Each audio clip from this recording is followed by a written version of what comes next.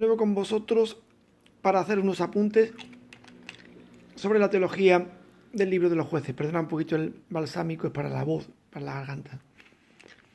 Se deja ver con gran claridad la interrelación y complementariedad entre lo que llamaríamos teología e historia. Es decir, toda aquella introducción amplia que vimos a los libros históricos, como el hagiógrafo, el profeta es aquel que lee teológicamente la historia, pues aquí vemos como esa interacción intensa se deja sentir con claridad en el libro.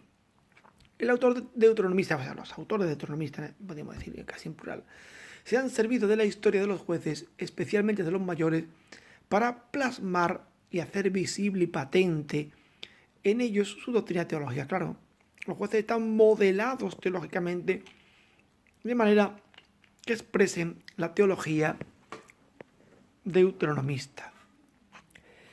Pero en concreto ocurre, aquí lo he puesto en el apartado A, un fenómeno que la lectura del libro suscita rápidamente y que yo llamo teología de las historias particulares y teología oficial. Los relatos concretos y particulares de los jueces presentan disonancias de orden dogmático y cultural con la teología oficial deuteronomista. Bueno, pero no me acaba de decir que los autores deuteronomistas han plasmado su teología en el libro, sí, en una visión de conjunto lineal, pero cuando yo lo voy leyendo, noto algunas cosas que chirrían con la teología del conjunto. Por ejemplo, pluralidad de santuarios, leos Jueces 6, 24, 32, frente a Jerusalén como único lugar de culto, el capítulo 12 del Deuteronomio, la unidad de santuario. ¿Cómo es posible que el libro de los jueces conozca diversidad de santuarios válidos y lícitos, si lo, por ejemplo, por poner un caso, cuando realmente los deuteronomistas son partidarios y en su teología, defensores en su teología del santuario único, en concreto el de Jerusalén? Bueno, indica que coexisten estas realidades porque han tomado un material que contenía ya estas ideas y por mucho que lo han labrado y modelado, emergen restos de la teología que contenía el material previo. Jueces 17 y 18 habla de sacerdotes, santuarios y objetos de culto que contradicen la legislación deuteronomista, los capítulos 12 y 18 del Deuteronomio. Toda esa idea del efod, de determinada forma de ofrecer el culto, el linaje de los sacerdotes, hay un montón de cosas que contradicen la legislación deuteronomista sobre el culto. También tenemos una fuerte condena en la teología deuteronomista de los sacrificios humanos, Deuteronomio 12, 30, 32.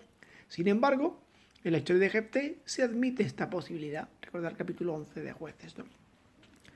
También hay discrepancias en el terreno ético y moral, no solamente dogmático, diríamos entre comillas, sino también en el terreno ético y moral, porque claro, por un lado tenemos elementos como la brutalidad de Ehud, que asesina a uno vilmente con un puñal escondido en el muslo, la villanía de Yael, que mata a una persona dormida clavando un clavo en la sien, la crueldad de Jefté, que no duda en sacrificar a su hija, los amoríos y andanzas de Sansón, no parecen cuadrar muy bien en el código ético más estricto que tiene la escuela deuteronomista.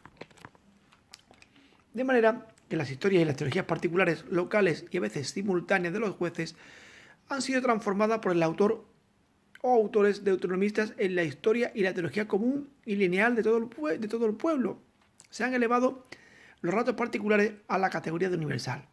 Ya no son los héroes individuales, las tribus y los clanes singulares los protagonistas de la historia y el soporte de la teología, sino que el protagonismo lo asume el pueblo como totalidad, Israel como totalidad. Es decir, que han elevado estas historias locales a una categoría superior, dándole una visión unitaria e insertando completamente la teología deuteronomista. Pero, aunque esta teología oficial de los jueces, que es la misma de la escuela deuteronomista, han quedado rastros de otros acentos teológicos que había en los textos que ellos han tomado, por mucho que como decía antes, por mucho que lo hayan pulido.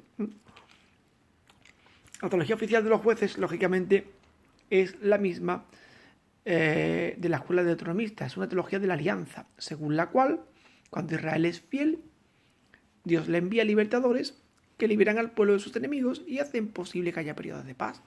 Por el contrario, cuando Israel no se comporta bien, sino que abandona al Señor para seguir los ídolos, caen en las maldiciones de la alianza en forma de castigo. Aquellas maldiciones que cerraban el Deuteronomio caen sobre el pueblo y se ven acosados por sus enemigos. La secuencia pecado, castigo, salvación, conversión, salvación, se repite 6 veces y pone de manifiesto otras doctrinas teológicas. ¿Cuál es la doctrina teológica? La inconstancia y la fragilidad del pueblo en lo referente a los cultos paganos. Se dejan arrastrar, se cautivan por los cultos de los dioses vecinos.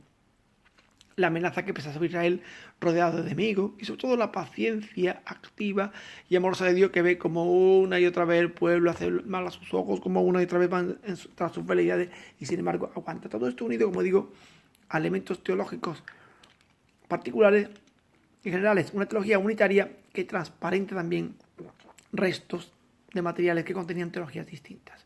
Bien. Otro puntito, el segundo en concreto, que pongo aquí en estos apuntes teológicos del libro de los jueces, es la doctrina de la gracia. Es el libro del Antiguo Testamento en el que quizás aparezca con más fuerza esta doctrina, según la cual Dios se sirve de lo débil para traer la salvación. Así, por ejemplo, ninguno de los jueces mayores era de alto linaje ni se distinguían tampoco por ser dechados de virtud. Hemos dicho que el autor se esfuerza muchísimo en mostrar el carácter inapropiado de cada juez si quitamos Otoniel para realizar su misión.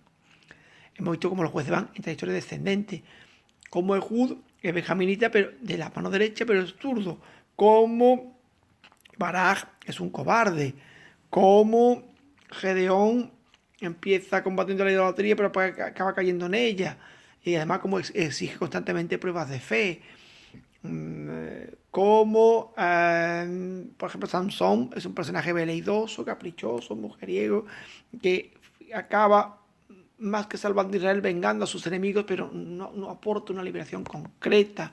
En fin, podríamos ir analizando así los jueces mayores hasta que, bueno, el propio Ehud, pues también bueno, ya hemos visto, y esto lo hemos visto ya también al principio, ¿no? Jefté, una historia trágica y desgraciada que acaba sacrificando a su hija. En fin, ninguno de los jueces cuadraría por sí en su perfil para llevar bien a cabo la obra que Dios pretende de ellos. Sin embargo, Dios les escoge y con los miembros que tiene hace el cesto. Construye la salvación a través de su acción. Es la gracia la que opera el prodigio. Por eso decimos que este libro tiene un gran protagonismo, la gracia. Por eso le llamamos el libro de la gracia. Pero también es el libro del Espíritu. El Espíritu del Señor ofrece la salvación. Igual que los Hechos de los Apóstoles, también le llamamos el libro del Espíritu. En el Antiguo Testamento, el libro de los jueces es el que más se podría asemejar a esta idea. ¿Por qué? Por la frecuencia con que el Espíritu se hace presente en él. Por primera vez aparece en el Antiguo Testamento el Espíritu de Dios que se hace presente. Aquí podríamos poner el que nos falta, lo corregimos un poquito, que se hace presente como fuerza de salvación que salva a Israel y hace triunfar la causa del Señor. El Espíritu aquel que aleteaba en Génesis se convertirá en una fuerza de salvación que es comunicada a los jueces. Esta es la fuerza que se apodera de Otoniel, de Gedeón y de Jefté. La fuerza que invadió a Sansón. Ahí tienen las citas todas, ¿no? Es decir, el Espíritu invade al juez en concreto, de manera que estos jueces poseídos por el Espíritu de Dios realizan hazañas sobrehumanas y logran victorias increíbles. Es el Espíritu el que las logra. No se puede pensar que un ser humano corriente obtuviera estas victorias o realizara semejantes proezas. Hay que tener en cuenta que en la obra el Espíritu es concebido como de acción y no de inspiración. Por eso invade, por ejemplo, aquí está mal redactado esta parte del guión, pero yo lo explico ahora y os digo cómo lo corregís. Es espíritu de acción. Un espíritu de inspiración es el espíritu que crea profetas. El de acción es el que mueve a hacer gestas. Digo, aquí pone por eso invade. Vale. Es de inspiración. Por eso invade. Ahora quitamos aquí el por ejemplo y diríamos de inspiración sería invade y lo dejamos ahí. Y ahora ponemos un paréntesis y diríamos de inspiración sería perdón, que salta de aquí un E. Me corregís el guión, invade y le abrimos un paréntesis. De inspiración sería en la profetisa Débora, ¿veis? Es que tenía aquí una errata que no había visto yo en el guión. De inspiración, perdón, sería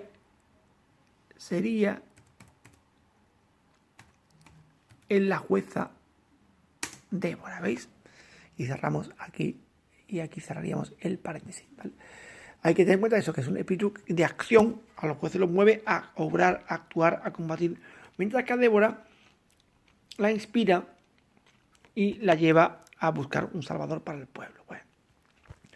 A través de líderes carismáticos, el Espíritu de Dios salva a su pueblo, lo libera y lo convierte en testigo de su fuerza y acción salvadora. En el libro se muestra que el mero descenso del Espíritu sobre el juez requiere de la respuesta humana como instancia necesaria. El Espíritu invade al juez y lo capacita, pero el juez tiene que responder. De hecho, es la falta de respuesta adecuada en los jueces mayores la que pone de relieve, el declive moral. Es decir, yo veo una inadecuación en el libro. Tengo un espíritu de acción que invade al juez, pero ese espíritu requiere una respuesta. La respuesta no se da adecuadamente. Al no darse adecuadamente, aunque la salvación se opere por el hecho de la presencia del Espíritu, sin embargo, eso no repercute en una mejora moral del pueblo, sino todo lo contrario, una degradación moral del pueblo, un declive moral. Gedeón, estando acompañado del Espíritu del Señor, cae en la idolatría y precipita a ella a Israel. Jefté igualmente, aun siendo sostenido por el Espíritu, pronuncia irresponsablemente un voto que traerá consigo la muerte de su única hija. También Sansón, a pesar de contar con la asistencia del Espíritu, actúa por sí mismo y en función de sus propias necesidades. Mira bien, cómo no hay una respuesta apropiada, y eso, aunque mantiene los actos salvíficos, pero provoca un fuerte declive moral. De este modo, parece que en el libro hay una relación inversamente proporcional entre la presencia del Espíritu de Dios y la respuesta del hombre. Inversamente proporcional. En Sansón tenemos el máximo de presencia del Espíritu y al mismo tiempo su falta de respuesta provoca los efectos más desastrosos. Claro, por eso digo inversamente. ¿Quién es el juez más agraciado desde su concepción? Sansón.